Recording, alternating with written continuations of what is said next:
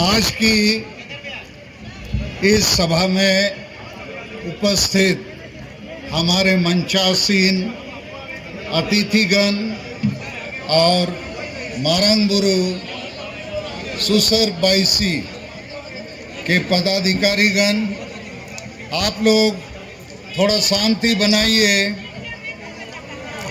आप media man, आप लोग भी हल्ला मत कीजिए। सभी लोग माँ बोया आर मिसी को माँ इन्या बार कथा अंजोम पे इन देहर घड़ी दो बन रोड़ा। मैं लंबी भाषण देने नहीं आया हूँ। एक दो मूल बात मैं कहना चाहता हूँ। एक नंबर बात है कि हम जो आदिवासी हैं और खासकर संताल समुदाय के लोग, जब भी हम कोई पूजा अर्चना करते हैं, शुरू करते हैं, तो हिरल मारंगबुरु बोलते हैं। अर्थात हमारा जो ईश्वर है ये पारसनाथ पहाड़ है और आज इस पारसनाथ पहाड़ पर जैन वालों का कब्जा और उनको ये कब्जा दिया जा रहा है। तो हमारे लिए ये संकट का मामला है और मारंगबुरु को बचाना अर्थात भारत ही नहीं, दुनिया के आदिवासियों को बचाने जैसी बात है। यह हमारे अस्तित्व, पहचान और हिस्सेदारी को बचाने की मामला है। मगर जब भी हम इसको बचाने की बात करेंगे तो हमें हमारे दोस्त और दुश्मन की पहचान करनी होगी, क्योंकि इस समय जो तथ्य सामने आया है, भारत सरकार और राज्य सरकार खुद पारसनाथ पहाड़ जो हमारा ईश्वर है, इसको इन्होंने बिना आदिवासियों के साथ सलाह मशूरा किए, बिना हमारी भावना को, हमारे ईश्वर को इज्जत दिए हुए हमसे छीनकर किसी और को देने का काम किया है। तो पारसनाथ पहाड़ ये हमारा मारंगबुरु यदि हिंदू लोगों के लिए राम मंदिर है, मुसलमान के लिए मक्का मदीना है, या ईसाइयों के लिए रोम का पोप है, उसका मंदिर है, तो ये भी हम आदिवासियों के लिए उससे कम नहीं है। और इसलिए हम इसके लिए लड़ेंगे, आखिरी दम तक लड़ेंगे और इसको बचाएंगे। नहीं तो हम आदिवासियों का अस्तित्व मिट सकता है। लेकिन इस मामले पर मैं आयोजकों से और आप तमाम लोगों से कहना चाहूँगा कि कभी कभी हम ऐसी भीड़ जुटा लेते हैं, लेकिन सही नेता, सही नीति और सही रणनीति और सही कार्य योजना या एक्शन प्लान के बावजूद के बगैर हम इस लड़ाई को नहीं जीत सकते हैं, क्योंकि लुगुबुरु हमारे हाथों से छीना जा रहा है। लुगुबुरु में हर साल कई लाख लोग आते हैं, सब पार्टी के नेता आते हैं, लेकिन लुगुबुरु में आज हिंदूकरण हो चुका है। और जैसा ये जो पारसनाथ पहाड़ मारंगबुरु इसका जैनीकरण हो गया है, तो हम तमाम आदिवासी भाई और मंच में बैठे हमारे साथी नेताओं से भी हमारा कहना है कि हमको सही नेतृत्व करना होगा, सही नीति निर्धारित करनी होगी, सही रणनीति और कार्य योजना बनाना होगा। नीति से मेरा मकसद है बोया और मिसी को अब जुदी नवा लड़ाई दाड़े सनायत बुआ इनखान इन्हें विचारते मेरी राय में आज आदिवासी समाज हार रहा है, इसलिए कि हमारे प्रमुख लोग, बड़े बड़े विद्वान, डॉक्टर, इंजीनियर, ऑफिसर, प्रोफेसर, वकील, पढ़े लिखे नौकरी पेशा में रहने वाले लोग, या राजनीति में एमएलए, एमपी, मंत्री, मुख्यमंत्री, या हमारे जो सामाजिक संगठन के अगुआ, देखा जाता है कि सभी संगठनों में आदिवासी समाज का जो मुद्दा, जो एजेंडा होना चाहिए वो नहीं है। तो आदिवासी समाज का एजेंडा क्या होना चाहिए? भाषा, जाति, धर्म, इज्जत, आबादी, रोजगार, चासबास, प्रकृति और पर्यावरण को बचाना। उसी के तहत ये जो संविधान में आदिवासियों को अधिकार दिए गए हैं, इसको बचाना।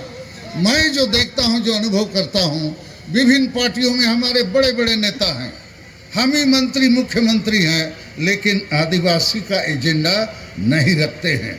और इसलिए चुनाव आते हैं, कोई ना कोई पार्टी जीतता है, लेकिन आदिवासी समाज हारता है, क्योंकि हमारे बीच में ये एजेंडा के रूप में भाषा भाषा जाति धर्म आदि नहीं रहता है। दूसरी बात, हम बृहद एकता की परिकल्पना नहीं रखते हैं।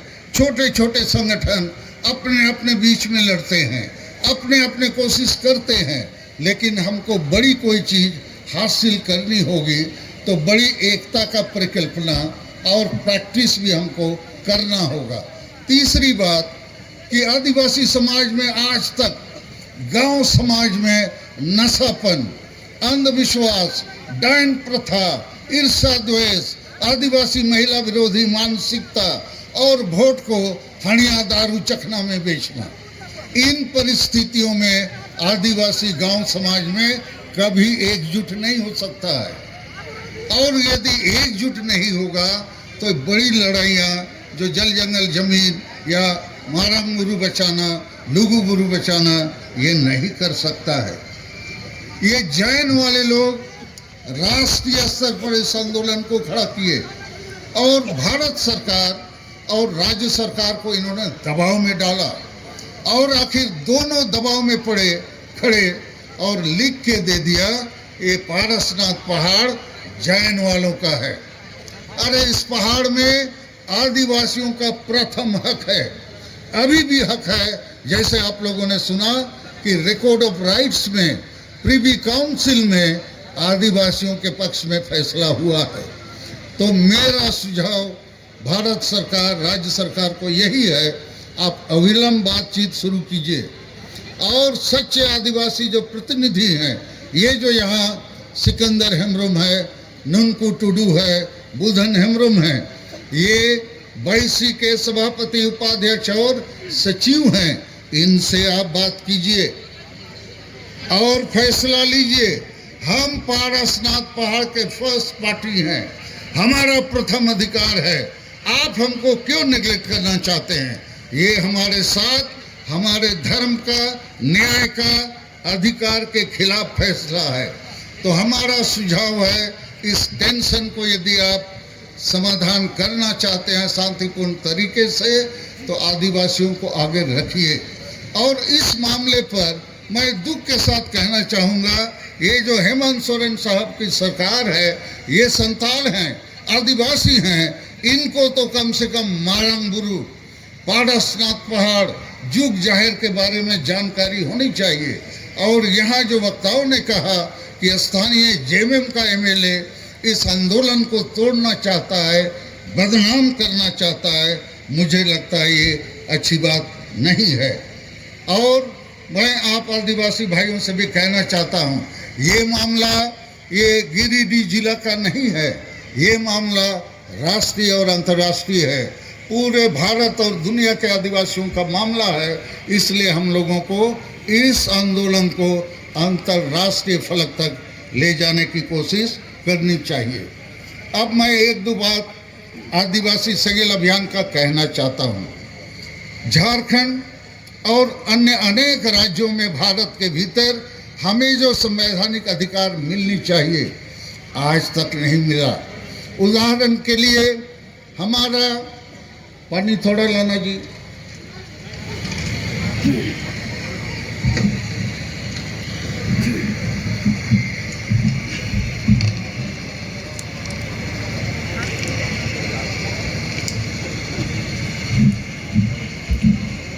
पूरे भारत देश में हम आदिवासियों के साथ संविधान कानून होने के बावजूद न्याय नहीं मिला और इसलिए राष्ट्रीय फलक पर आदिवासी सेगेल अभियान ने 1 जनवरी दुमका से राष्ट्रीय आदिवासी विद्रोह या क्रांति का बिगुल फूंका है। हमने कम से कम 5 मुद्दे रखे हैं जो आदिवासी समाज को फिर से पुनर्जीवित करेगा। पहला मुद्दा है, हर हाल में 2023 साल में हम सरना धर्म कोड लेकर आएंगे और इसलिए ले सकेंगे कि भारत के संविधान में इसकी व्यवस्था है। और आज हमारी महामहिम राष्ट्रपति द्रौपदी मुर्मू जी हैं जिससे हमारे ताल्लुकात हैं और हम ये सरना धर्म कोड निश्चित लेंगे। चूंकि मारंगबुरु, लुगुबुरु, टीरबुरु या और भी जो पर्वतों में हमारे देवता हैं उनका धर्म क्या होगा। तो आज हम दुर्भाग्य की बात है इस देश में कि 75 वर्ष हो गए हमें हमारा धार्मिक मान्यता नहीं दिया गया है, जबकि ये संविधान के अनुच्छेद 25 में है। दूसरा मुद्दा हमारा है कि झारखंड एक आदिवासी राज्य के रूप में बना था।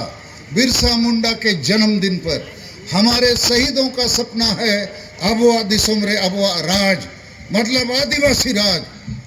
तो यहाँ इसका गड़बड़ी इसलिए हुआ है कि झारखंड में संविधान और कानून लागू नहीं है। दुर्भाग्य से आदिवासी ही मुख्यमंत्री बने जिस पार्टी से भी, लेकिन संविधान कानून को यहाँ लागू नहीं किया गया। तीसरा हमारा मुद्दा है कि झारखंड में सबसे बड़ी आदिवासी भाषा संताली भाषा को प्रथम राजभाषा का दर्जा मिलना चाहिए। चौथी हमारी मांग है आसाम अंडमान में हमारे आदिवासी अभी तक एसटी नहीं बने हैं। और पांचवा मांग है कि हमारा जो ट्राइबल सेल्फ रूल सिस्टम है उसमें डेमोक्रेसी और संविधान को लागू किया जाए, अनिवार्य सुधार लाए जाएं। और मारंगबुरु के लिए हम लोगों ने फैसला किया है कि 17 जनवरी को 5 राज्य के 50 जिले मुख्यालय में हम बड़ा धरना प्रदर्शन करेंगे और राष्ट्रपति को ज्ञापन देंगे। और 30 जनवरी को 5 प्रदेश के सभी जिले मुख्यालयों में मसाल जुलूस हम निकालेंगे कि मारंगबुरु और जो आदिवासियों के दूसरे अहम मुद्दे हैं उसके लिए भारत सरकार ध्यान दे। और मैं यहाँ आयोजकों से आग्रह करूँगा कि इतने लोग हम आ गए, बहुत नेता आ गए, ऐसा ही लुगुबुरु में हर साल लोग आते हैं जाते हैं, फिर 1 साल बाद आते हैं और इस बीच में कोई एक्शन प्लान नहीं है। तो आज यहाँ पर आप लोग जो नेतृत्व का जिम्मा लिए हैं, आप बताइए व्हाट इज नेक्स्ट। मैं इन्हीं शब्दों के साथ अपनी बातों को समाप्त करता हूँ। सबको धन्यवाद देता हूँ।